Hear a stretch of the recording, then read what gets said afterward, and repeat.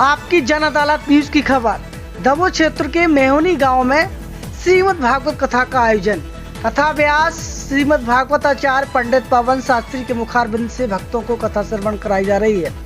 तो सीधे तस्वीर आपकी जन अदालत न्यूज पर आपको दिखा रहे हैं, जहां पर पंडित पवन शास्त्री की श्रीमद् भागवत कथा में उमड़ रहा है भारी जन सैलाब।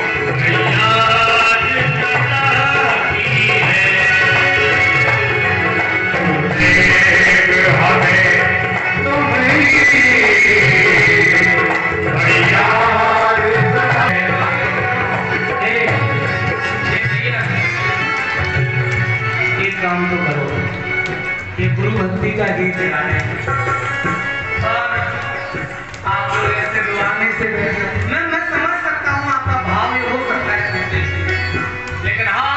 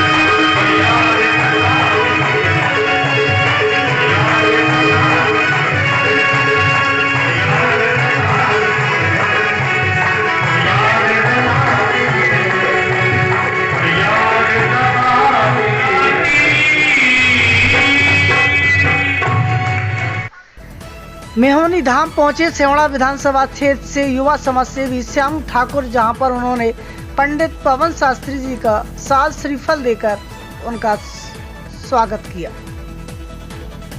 इस मौके पर समाज सेवी श्याम ठाकुर ने पत्रकार राजा भैया पाल को भी सम्मानित किया। आपकी जन अदालत न्यूज पर हमारे साथ युवा समाज सेवी श्याम ठाकुर जुड़ रहे हैं। आप आज सेवड़ा विधानसभा से आज लाहौर विधानसभा में महोनी धाम में पधारे हैं, क्या कहना है आपका? आज परम पूज्य भागवताचार्य पवन शास्त्री जी की कथा महोनी धाम सरकार पर हो रही है। उस कथा में हमें आने का सौभाग्य प्राप्त हुआ और नियमित कथा भागवत संतों के दर्शन करने का हमें ईश्वर की कृपा से सौभाग्य प्राप्त होता है। वो नियमित हम लोग लगे रहते हैं सेवा कार्य में। श्याम ठाकुर जी, जिस तरीके से आप महोनी धाम में आपने भागवत कथा का श्रवण किया है, कथा से क्या सीख मिलती है आपको? भागवत कथा कल्पवृक्ष के समान है। भागवत कथा जैसे हम स्मरण करते हैं, जो हम कल्पना जीवन में करते हैं वो हमारे जीवन में प्राप्त होता है। कल्पवृक्ष का पेड़ जैसे होता है ऐसे ही भागवत होती है। जो कल्पना लेकर हम मन में आते हैं वो निश्चित तौर पर ईश्वर की कृपा से भी पूर्ण होती है भगवत कथा को सुनने से। पंडित पवन शास्त्री जी के लिए क्या कहना चाहेंगे? पवन शास्त्री जी महाराज बड़े ही सरल सहज ब्रह्म आचार्य हैं, भागवताचार्य हैं। उनको हम शुभकामनाएं देते हैं। निरंतर वो ऐसे ही सभी के जीवन में उजाला प्रकाश करते रहें और नियमित हम सभी युवाओं को अपना मार्गदर्शन देते रहें। श्याम ठाकुर के जीवन का क्या उद्देश्य है? हमारे जीवन का एक ही उद्देश्य है कि जीवन जीने की यही है कला और करते चलो सबका भला। राह में आए जो दीन दुखी उनको गले से लगाते चलो और जोत से जोत जलाते चलो।